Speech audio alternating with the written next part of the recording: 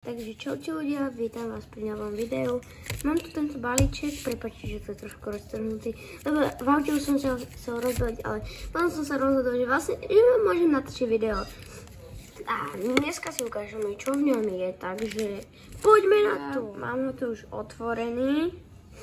Máme tu Esteva, Victor Reis,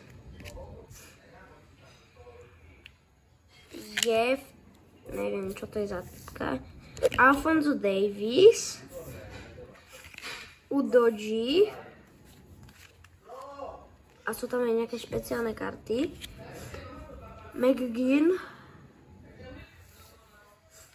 potom tu máme Branker, Neapole, Žaža Fiorentini a ľudia, máme tu špeciálnu kartičku Codyho Gakpa.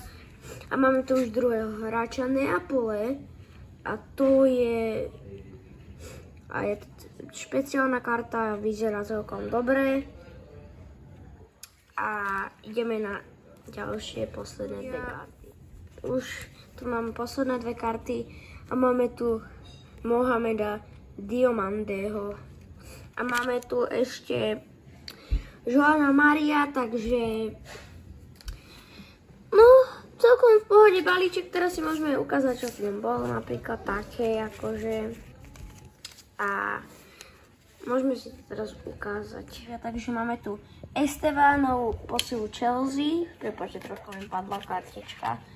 No, Esteva z Chelsea, nová posila. Potom Victor Reis, tiež nová posila Manchester City.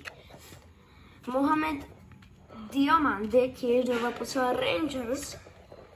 Potom tu máme Jev Chabot, divné meno trošku. No, potom tu máme nejakého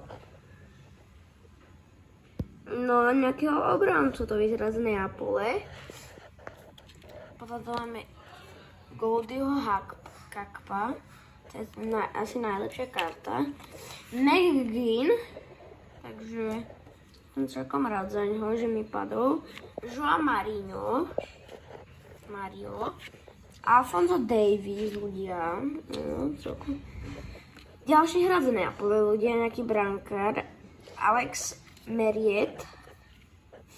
Tuto máme hráča z Fiorentiny, je to Luca Ranieri.